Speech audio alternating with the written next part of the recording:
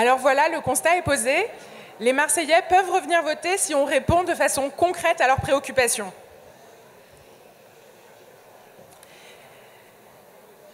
Nous avons fait les bons élèves, nous avons beaucoup travaillé. 5 réunions, 500 personnes, des militants, des experts, des citoyens comme les autres. Énormément de gens qui ont travaillé ensemble main dans la main, tant en amont avec la préparation et la présélection, qu'en aval avec la consolidation de propositions. On va vous présenter des propositions qui n'ont pas l'ambition d'être exhaustives. On sait bien qu'elles doivent être discutées, on sait bien qu'elles doivent être approfondies, qu'elles doivent être développées et débattues avec vous tous. Mais elles se veulent l'ouverture d'un débat sur ce que nous voulons ou ce que nous voyons être des politiques de progrès social, économique, écologique et surtout de politiques menées à Marseille dans l'intérêt général de tous. Pour vous les présenter, j'aimerais appeler un éminent philosophe, professeur de philo et membre actif du collectif Mad Mars, Marc Rosmini.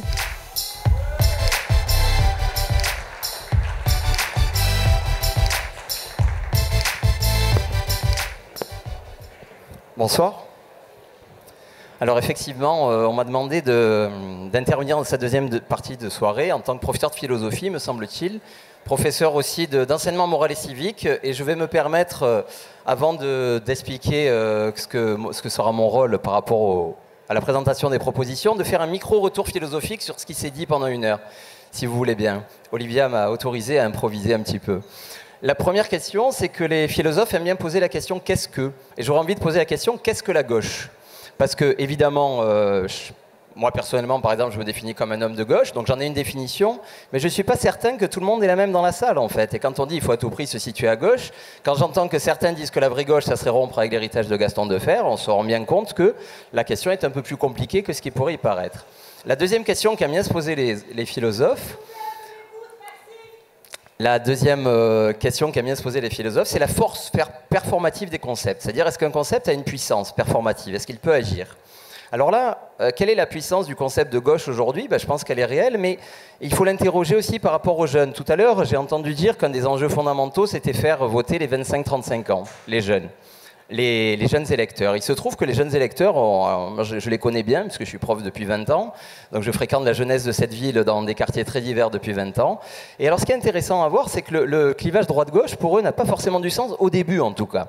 C'est pas forcément une entrée, c'est pas forcément un ticket. Quand on leur demande est-ce que vous vous situez plutôt à gauche ou à droite, ils savent pas trop.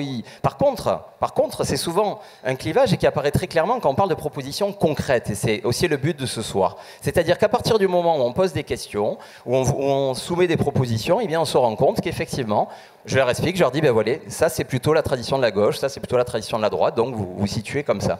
Donc voilà, la gauche, on peut en parler aussi, peut-être pas tout de suite, mais dans un second temps.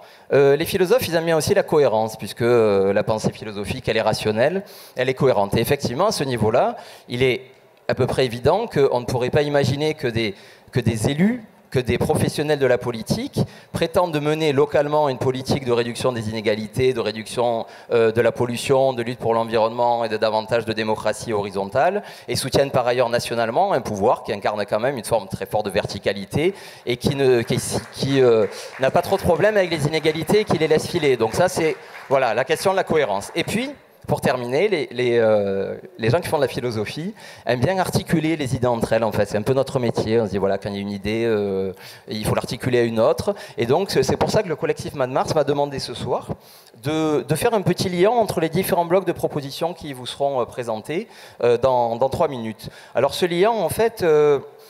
on a décidé avec le collectif de prendre les priorités un petit peu dans l'autre sens de ce qu'elles ont été dégagées par l'étude de la Fondation Jean Jaurès, qui a été discutée ce soir, c'est normal, elle vaut ce qu'elle vaut, mais en tout cas elle nous fait débattre, ce qui est déjà pas mal. Et donc on a décidé de les prendre à l'envers parce qu'on s'est dit que c'était peut-être une bonne manière de réfléchir sur les relations peut-être de cohérence en fait entre les propositions entre elles, de causalité peut-être, et que réfléchir sur la question de la cohérence des propositions et de leurs liens, c'était aussi peut-être réfléchir sur le lien entre les problèmes. Parce que c'est sûr que quand on fait un sondage, on découpe les difficultés, on découpe les questions, et alors qu'en fait, on l'a vu aussi avec les interventions tout à l'heure du plateau qui vient de se terminer, bien évidemment, on sait très bien que les problèmes sont liés, qu'on ne peut pas isoler complètement les problèmes les uns des autres.